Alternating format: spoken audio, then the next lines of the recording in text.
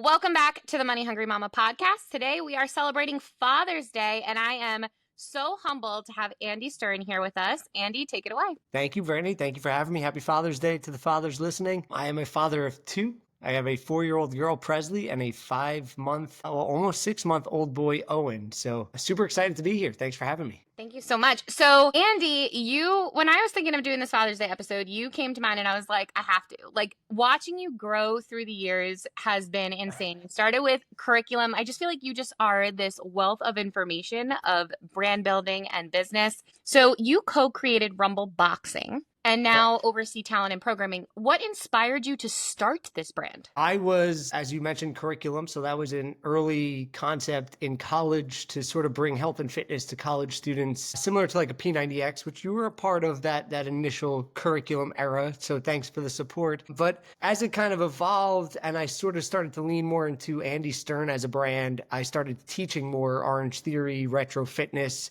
all over the place. I got connected with a couple of gentlemen in New York City that were looking to get into the group fitness boxing scene. They were looking to really bring boxing to the masses through hospitality and entertainment. And my world, basically from operations and talent and program development, was a nice natural fit. So right place, right time, right connection. And I took the bet on the team, right? Because there wasn't necessarily a concept or a vision. It was just, there was a vision, I would say, but there wasn't a product that I could be like, oh, I like that.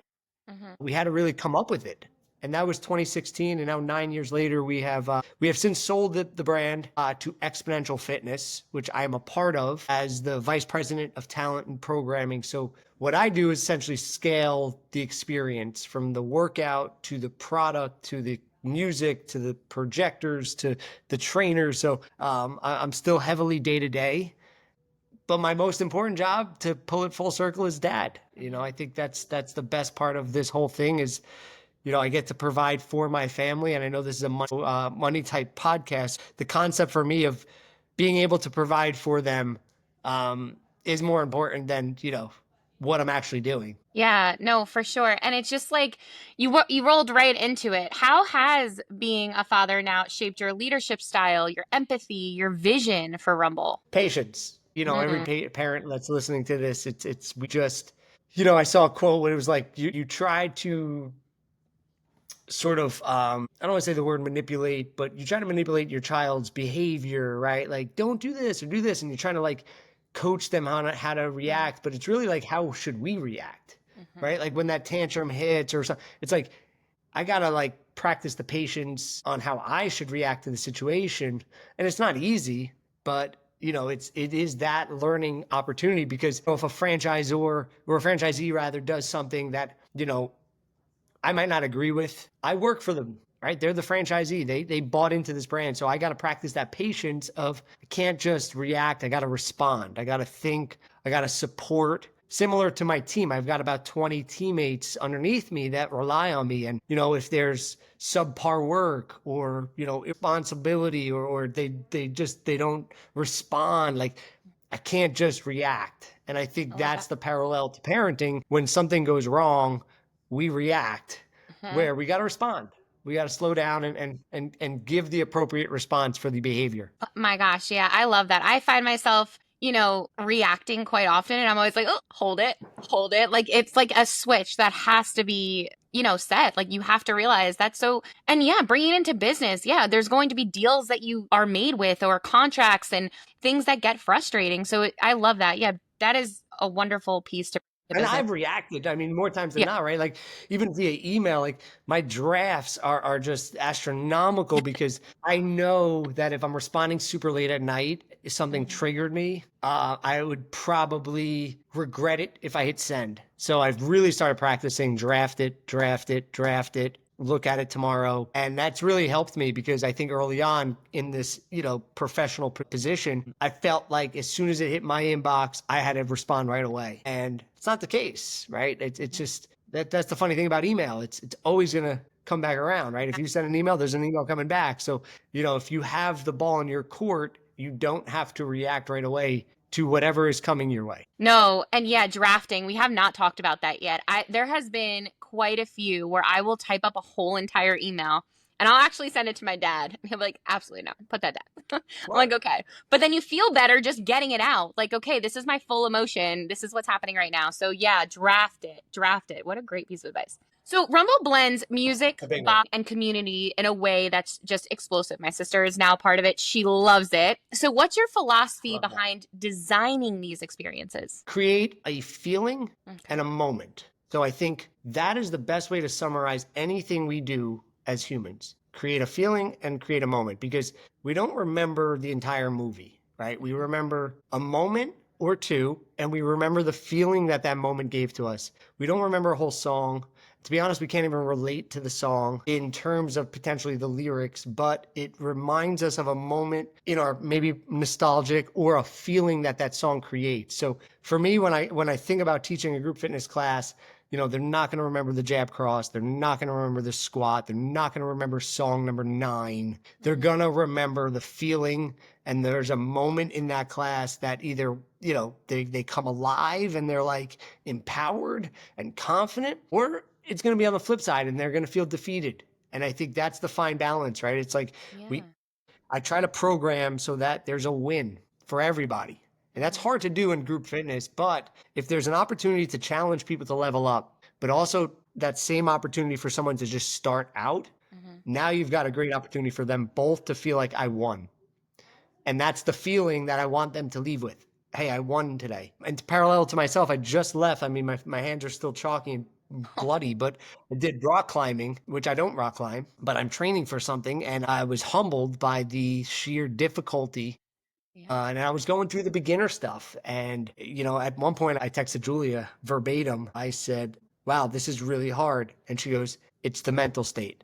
And I had to remind myself that it was while I'm holding on and I'm trying to, only move an inch. It is that state of mind of like, it's a small win. Let me just Yeah. get to this one. I might fall down. Let me get right back up. So when I'm programming a workout or building a group fitness concept, it's can I create a moment? Can I create a feeling?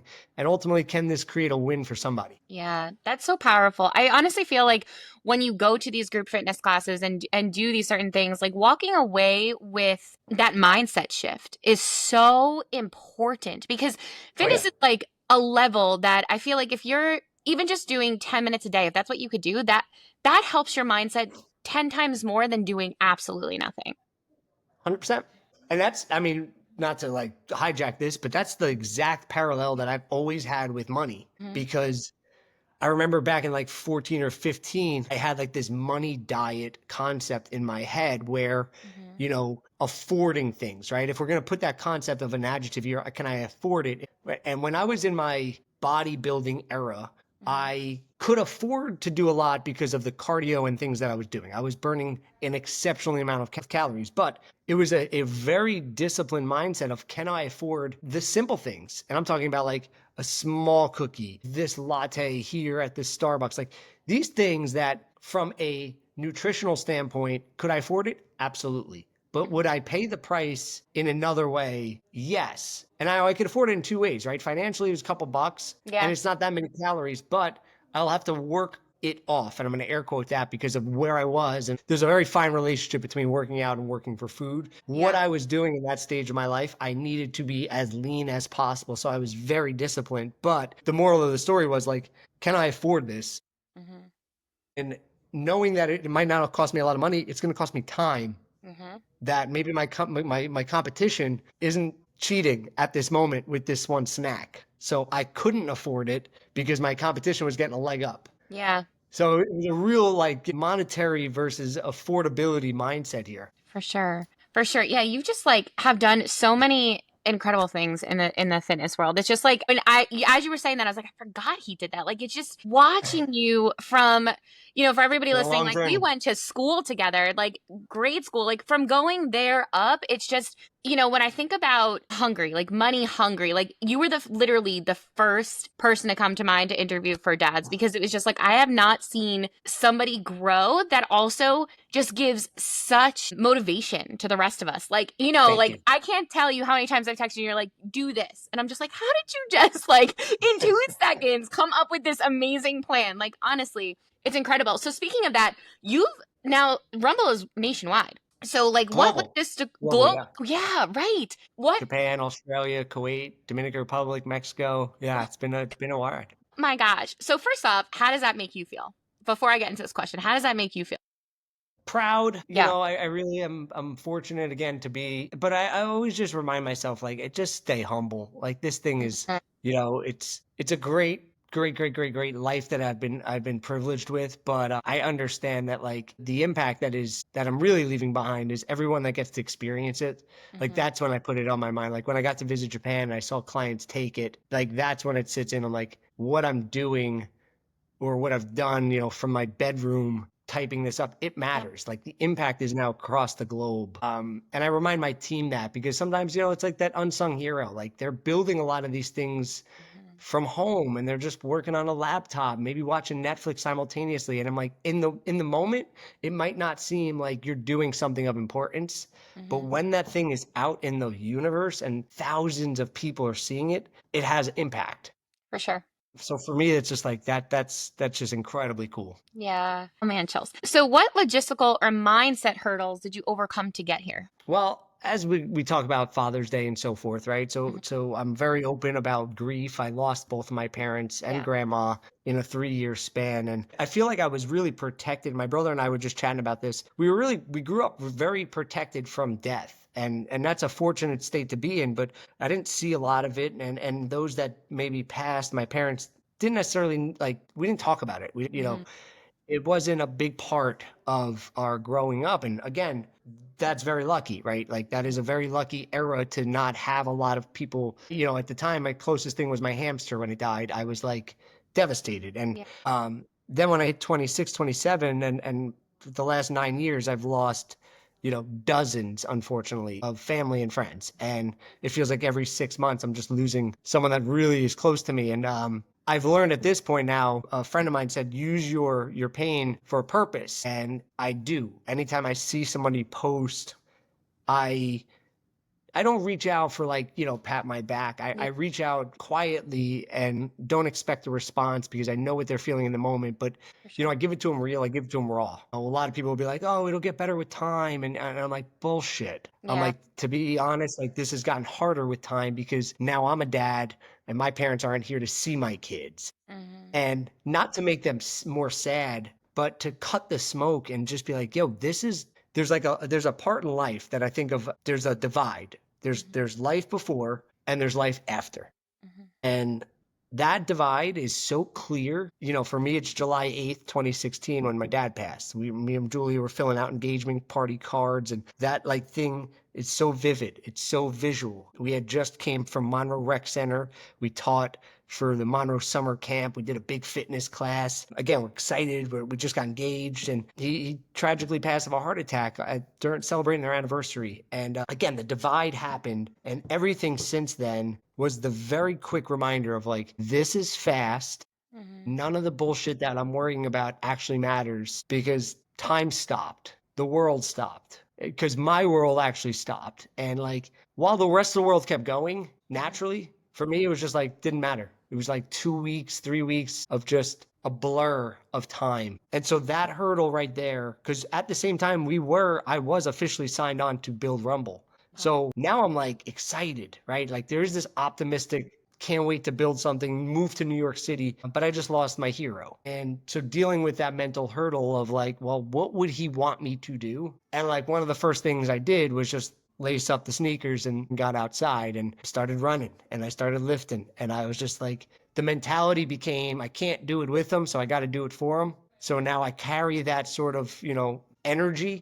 Yeah. And then shortly after, my mom gets cancer, and now it's a whole nother learning lesson because now you're seeing the most important thing you have in this world is your health. Mhm, And like, no matter how much money you have, or followers, or cool, or you don't have health, you've got nothing at all. And I remember just sitting in the hospital, the beeps and sleeping on a chair for weeks, for months, leave Robert Wood Johnson, get to the train, get to New York, teach a class, be inspirational. And those were my best classes. And people always were like, well, like, and I said, because I was so raw, there was no bullshit for me. If it was a motivational quote It was because I was feeling that quote in my heart. And a lot of trainers, I think, repeat motivational quotes. You know, you Mhm. take class and they're like, you could do anything. If it doesn't challenge you, it doesn't change you. And it's like, yeah, that's in the trainer playbook. Like, I get it, but the client isn't going to connect to that. That's not authentic.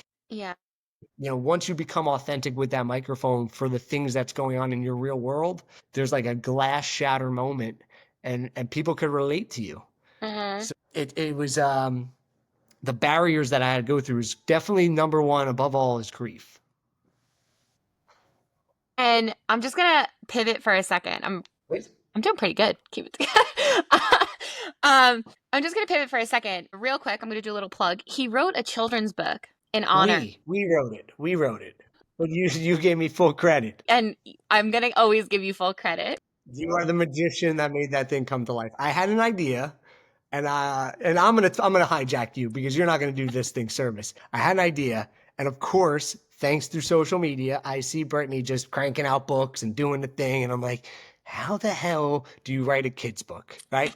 Not a clue. Fitness guy, can't barely read myself. I'm like, I don't know what the hell I'm doing. First thing I do is reach out to Brittany, and anyone that's listening to this, she's a wizard, a magician, because there is a lot that goes into that process that I'm like, what is this paper gloss matte? I'm like, what does that mean? So thank you for making the book come to life. You are so welcome. It was an honor, and it is, going back, it is an honor for his parents, and I think it's just so mostly his mom, but it's so beautiful. And if anybody wants to check it out, go ahead, Andy, do your plug. Yes, it's The Gift of Friendship on Amazon, Barnes and Noble. Where else did we put it up? Some with Everywhere. a W.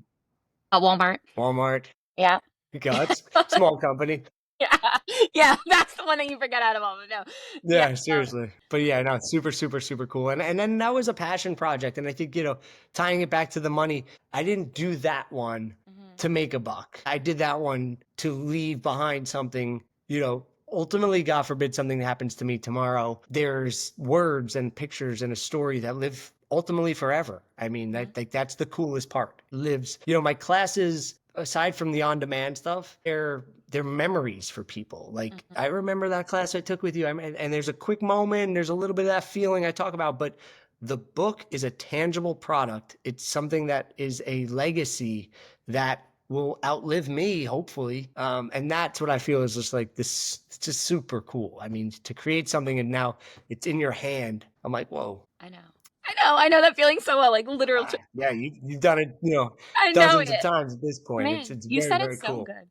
You said it so good though. Like I have never said it like that. That was really well said. I'm gonna play this back a bunch of times and be like, I gotta say it just Awesome. like Andy did. That's awesome. Okay, so we did the I wanted to let everybody know about that, and that was just like the perfect intro. So I'm gonna jump back. So what's one mistake that you made early on, and how did it shape you for later? Mistake early on. I wouldn't say it necessarily a mistake, but a very big learning lesson for me was during curriculum when there was no capital, right? I was trying to Mhm. get something off the ground by myself. So naturally, you're going to bootstrap it and do all of the roles.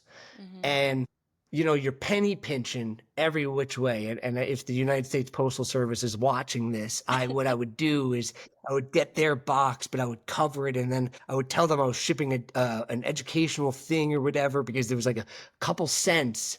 And every penny matters, right? Yeah. Especially when the margins of a product aren't great. I'd ship a DVD and I'd maybe make like $3 or $4, and really depending on where it shipped, everything mattered.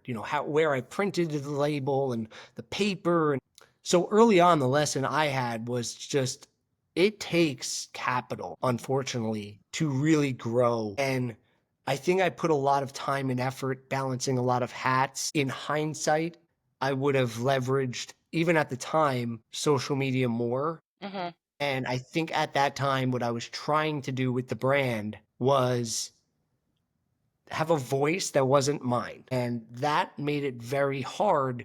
I wanted to speak to, transparently, the college girl. Yeah. Well, I'm not a college girl. So it's very hard for me to so then I was tapping into some friends and like having them write copy and imagery. And it was hard for me to do that because it wasn't essentially authentic.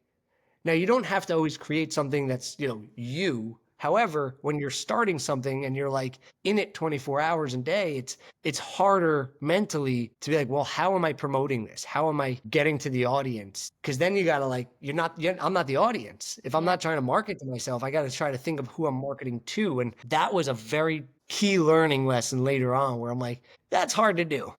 Yeah. I give credit to anyone that markets things that they're not the actual customer. Like it's pretty easy for me to market Rumble because I'm a customer. I Hmm. understand necessarily, what I like in a group fitness class. More times than not, I vibe to the music, and that's a general consensus of like, all right, I know hip hop's going to create this feeling with this, exercise. Like that blends well here. So it's a lot easier for me to talk to the customer than it was for me to just be like, hey, I want a college fitness product, specifically the girl. Yeah. It's like, that's hard. No, for sure. And I think that's like something that we've seen on this podcast time again. Know your audience. Like you really do. You You're gotta know your talking to audience. somebody from start to finish. Like know how they speak. And if you're not sure, learn. Talk to people that Yeah, you know that are that target audience because they're going to be the ones that help you with those answers for sure. totally. Okay, so this is kind of cool. You've worked with top tier talent and celebrities. How has that helped with your business, but also like your mindset? Has that gotten to you at all? Yes, definitely, because transparently, like 2013, 2014, first off, my road wasn't super linear, right? Obviously, there's nobody's road's linear, but I think at the time I didn't know what success was, right? So I think if there's a lesson to anybody on this, you early on need to define what success is, because I wanted to be what I thought I wanted to be with Sean T, Jillian Michaels, Tony Yeah, Horton, because I saw them on TV. I called it a celebrity trainer. I thought that was, essentially the road that I was trying to be. Because I wanted to be a pro wrestler in WWE, I thought there was yeah, that parallel between like athleticism and entertainment, and health, that that was my sort of end game. And then as it sort of organically started to blossom, and I had the opportunity then to train celebrities, it did give me a little bit of like, good job, kid. Like, yeah, you made it. You made it to a point where if you remember back in, your childhood bedroom and you were wishing for this, or like, yeah. you would tweet at the celebrity if they posted a work picture in the gym, hoping for them to see it. Like, you got the chance. Hmm.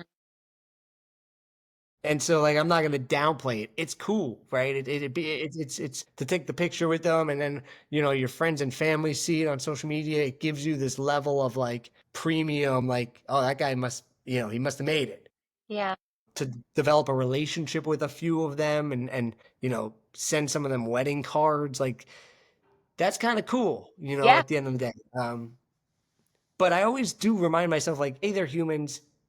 B, yes, they have huge followings and they work tremendously hard to be successful. uh-huh. But what I do on a daily basis is get to see 40, 50, 60 faces. And despite them not maybe having $1 billion or a billion followers, they're people, and they Yeah, have real stories, and they have real issues that they need to, glove up and punch through. And that they're just as important, right? They, they, for they, sure. they are the ones giving me the platform. I love So, it.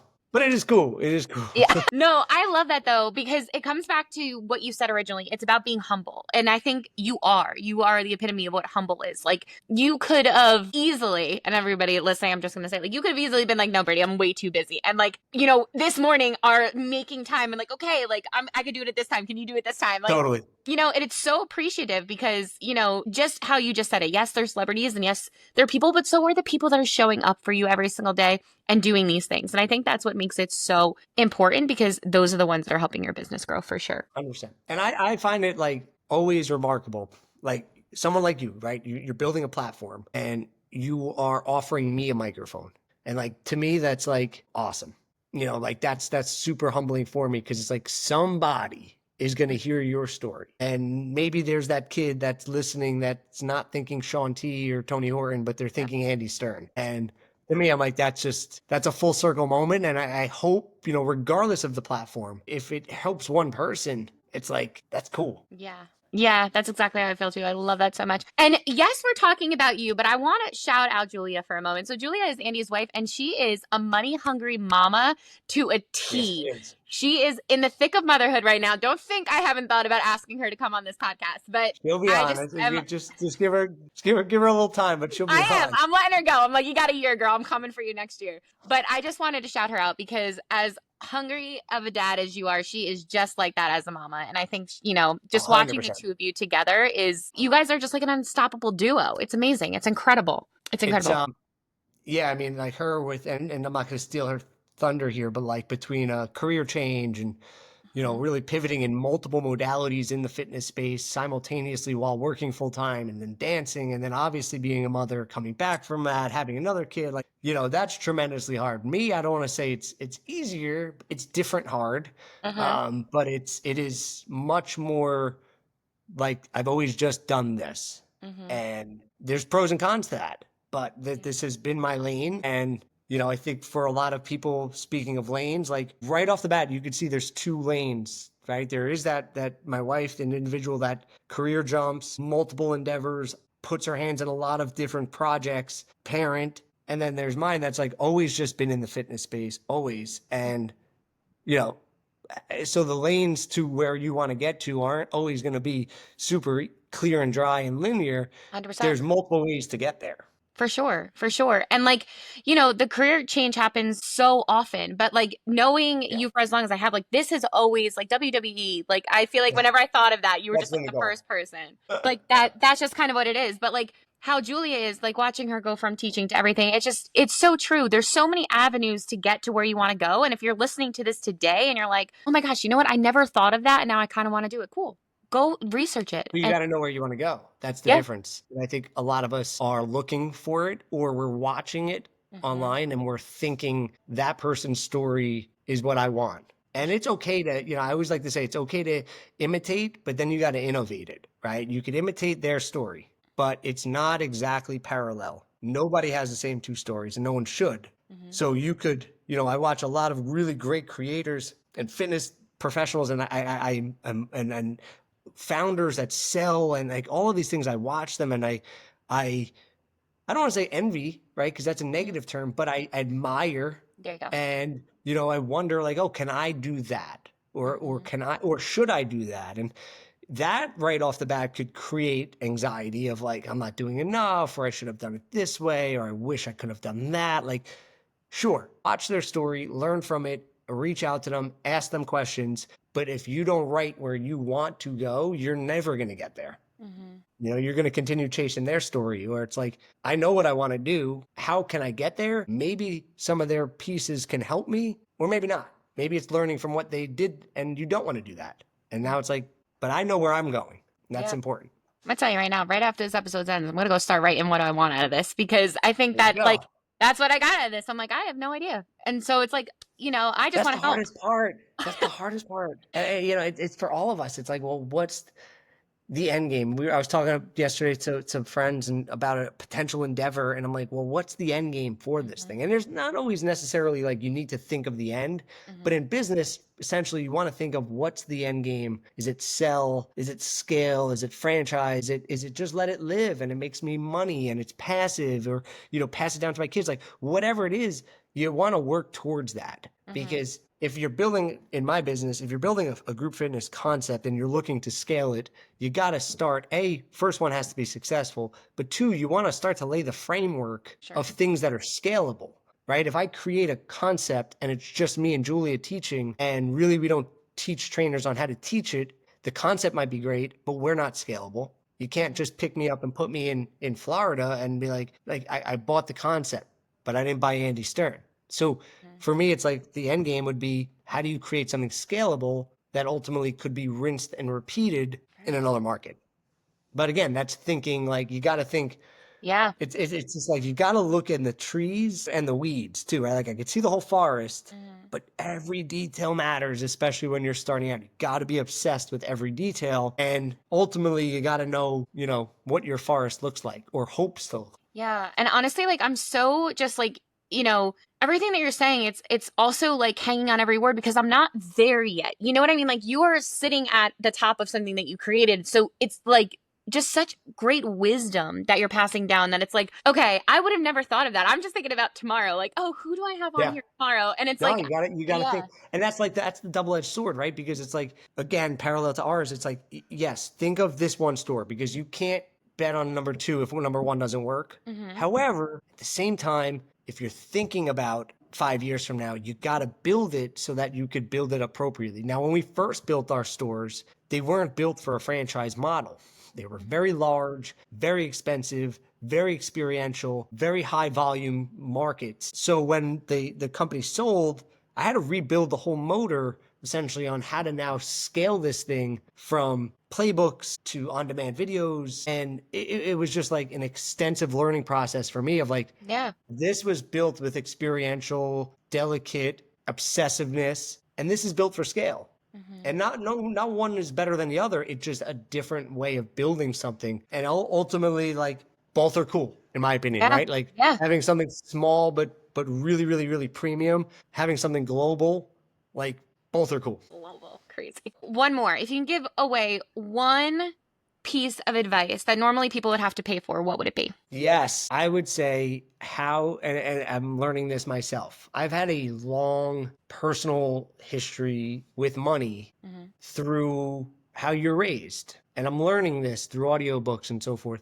how it's talked about in your home as a kid, how it's what you watch, right? So all of these things early on, and I grew up with, great childhood. My parents were entrepreneurs, but I did see them, I don't want to say the word struggle, but feel the pinch in times because they're entrepreneurs. And it wasn't that necessarily, I never went hungry, never any of that stuff, but it was more of like, I knew when they were feeling stressed Hmm. and I heard their stress and I saw it and I grew up with that, right? Like and for me, how they talked about money, it always was an asset that could quickly be gone. So I've grown up with that and it's a curse in my opinion because I want to live with abundance. I want to live with like regardless if I lose all of it tomorrow, I'll make it all the next day. I'll get it back. It's just an asset. It's not the happiness. It's just a vehicle to help do things. It's a vehicle to help provide. But for years I lived with this like, scarcity mindset of like, I don't want to say penny pinch, but like be conscious of it. Where I really want to lean on and teach my kids of like abundance and like you have it. You have it. Even though it doesn't matter how much you have enough for what you need. Find gratitude in it. If there is a want, figure out how to get it. And that might mean, hey, listen, I want to get this. I want to buy a new toy. Let's talk about it and not say I can't afford it. You can afford it. It's just how do you want to get to it? Maybe it's not spend it on X, Y, and Z. Maybe it's look at your budget for the week or the month and find out where the money's going and apply it towards essentially this wallet to buy what you want. So breaking this I can't afford Yeah. mentality. And now again, I'm speaking to myself as much as I'm speaking to you. It is a muscle. It needs to be worked like a bicep. It's Yeah. got to be repetition of because we will always have this. I need more. I don't have enough. Yep. That could be military. That could be your followers. That could be your listeners. You're always going to live with this like, I need more and more and more. And when Hmm. I get more, I'll get to the place I want to be. And I'm telling you right now, that's a destination of happiness that doesn't exist. You got to find it now, whatever you do have. And if there is something that you want, write it and then figure out how you're going to get there. Yeah. It may mean cutting some X, Y, and Z expenses that might not fulfill your life. And it's like, all right, well, let's just apply that money to this. Yep. Like years ago, again, going back to today's rock climbing, I wouldn't have spent the $40 to do what I just did because I would have been like, that's a lot. And now I'm like, I have this money that is used to fulfill something Hmm.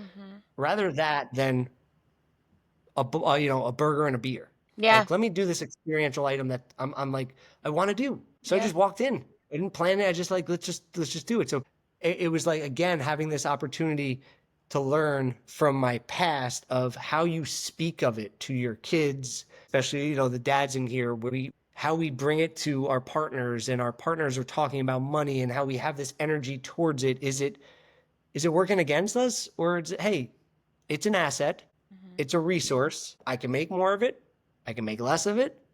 But if I don't have my health, none of it matters anyway. And at the end of the day, you can't take it with you anyway. Yep. So, but we fight for it. We're like, oh, another, I need Yep. this. It's just like the money diet I was talking about physically, because I get clients like, oh, I want 5 pounds off. I want to, they grab their love handles, or they're like 5 pounds here, 5 pounds here. It's the same concept Mm-hmm. of like, if I make $500 more here, maybe $1,000, I'll be here. Then I can get to here. It doesn't work that way, because then you're just like, as soon as you get there, you're doing it again. Yep. And as soon as I hit a follower account that I was excited about, right away my mentality was, oh no, I want to get that. I want to get that. And it's okay to chase and be excited for the future and always raise the bar. But don't live in that destination of happiness, monetary, followers, or anything. It's going to live there forever. And you're always going to chase something and you're never going to be satisfied. Mm-hmm. So that's my free advice. It is if you want something, remove the narrative you can't afford it. Look at what your income is. Look at what your expenses is. I've been tracking on a Google sheet since I was like 15. Fucking trades down. Yeah. Like literally every line item, because you don't know where it's going unless you You don't. see it holistically. And then you're like, wow, I spent that much on coffee this month. And you're like, ah. And it's not that you can't afford that, Yeah. but when you look at what you want, and then all of a sudden it's like, well, how do I get that? Can I adjust my coffee budget? Mm-hmm. Right? People are like, oh, the $3, $5 coffees, like you could be spending X, Y, and Z. Yes, if that money's going to something that you're looking to fulfill something, Yeah. and that's going to bring you joy. If that $5 coffee is the joy, spend that all day, Yeah. every day, buy it. But if it's a trip to Disney and you're thinking about how do I afford it, think about that short-term coffee for $5 and you compound that, put it away. Yeah. Now Disney is actually affordable and you didn't do much. You just looked at where your money was going. But a lot of people will always just chase this, like, where's my money? Where is it? I'm not Yep. making enough. I need more. I'm looking for the big bonus, looking to hit the lottery. Play Yeah. with inside your means, right? And look at inside with what actually is your intake. And I think you'll be a lot more fulfilled if you are organized with it. For Not sure. easy, but it's a good one. Yeah, and write on a Google sheet. Like so many things I'm starting right after this episode. The first one is that. Listen, there are so many apps too, but to be honest, between different credit cards and Yeah. Amazon, like I just like a basic template. I categorize it between where it came from, credit card, automatic bank, cash, Venmo, what the expense is. And then I look at it from a quarter and I'm like, all right, I spent a lot here. And it's not that you need to create budgets, right? It's not that mentality for me. Maybe for others, but for me, it's where is it going? Where do I want it to go? Because if I'm upset about not getting what I want, maybe it's a different car. It's not going to just appear, Yep. and more money is just not going to appear. I Mm-hmm. have to adjust where the money's going, and ultimately, hey, maybe that's a 2-year plan. And I see on a quarter I'm spending X. I only want to spend Y, and the difference is going to go to this car. And in 2 years, nothing changed aside from adjusting where the money was leaving and applying it towards the car. Yeah. Such good advice. Like honestly, like and I feel like, it's not that it's, groundbreaking and probably wasn't out there. It's just the way you're saying it and explaining it hasn't been said to me like that. And it's like, okay, I get it. Like, because it's true. Totally. I'm always like, oh, I need a raise. Oh, I need to bring in more money. Oh, no, I need to look and be like, did I really need to buy all those coffees this week? Or do I really need Right. that Hulu subscription? Like, I get it. I get it. Well Just look said. at where I'm telling you, track it. And this is the same thing where, parallel it to managing people or projects. When people are like, I don't have time. It's the same concept of I don't have money. Where does your time go? Write it down. And it's a very hard assignment. If you write down 1 week, every day, what you do, every hour, Mm-hmm. literally, hour 12 to 1, what did you do? And it could be like 15 minutes of scrolling, 20-minute dishwasher, walk to the post office. 1 o'clock to 2 o'clock. What did you do? Went to the gym. 2 o'clock, like whatever it is. You look back after the week, right? Actively, wow, I spent 9 hours scrolling. Yeah. If I just take half of that, 4.5 hours, and I do that over the month, that's an extra 27 hours that I could apply to potentially, I think that's 27, 4 or 5, No, it's a little less, but that's Yeah. easy math for those people. 4.5 times five, call it five. 5 times 4 is 20 hours. Call it 20 hours. 20 hours a month that you could put towards a passion project or Hmm. play with your kids more or exercise more or read more books, whatever it may be. Like where you're spending your time is it's honestly more important where you're spending your money because Yeah. your time is that asset's not coming back. Yeah. Oh, That is gone. oh yeah, for sure. For sure. And it just ticks. And watching it, and honestly, being a parent and watching your kids, you realize, Oh, my gosh, time flies. Time yeah. flies. It's Yeah. crazy. Well, like, parenting, right? It's like wake up, get the routine Oh, yeah. going. All right, and here comes the tantrum, navigate the tantrum, get them out Yeah. the door, hostage negotiation to put the shoes on. And we got them in. Now it's home, and it's from school, now it's the wash, and then dinner, and then 8 o'clock, you sit on the couch, and like you and your partner just like exhausted. Yep. And you're like, all right, well, we got to clean up. We got to do it all again tomorrow. Yeah, that's the hard part about what we do. But it's how we spend our time. For sure. I call it beautiful chaos.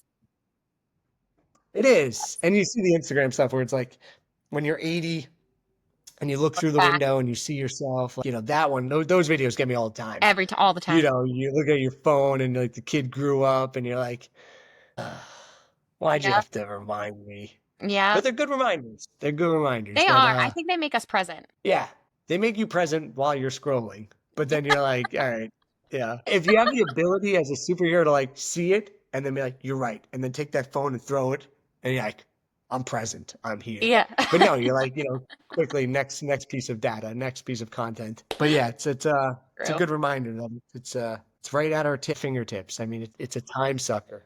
It is. It is. It goes so fast. All right, Andy, last question for you. What does being a Yes. money hungry dad mean to you? It means, and I'm going to play on the word hungry, it means to stay hungry, but to stay humble. It is great to be ambitious. It is great to chase as long as you know what you're chasing.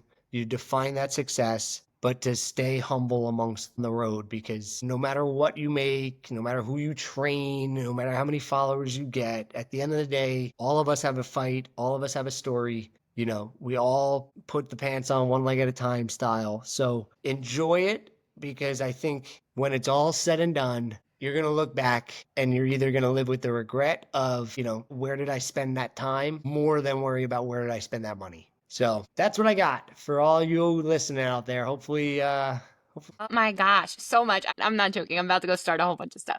This is you better incredible. start more projects. If I have to email you another business idea, we're going to be in trouble.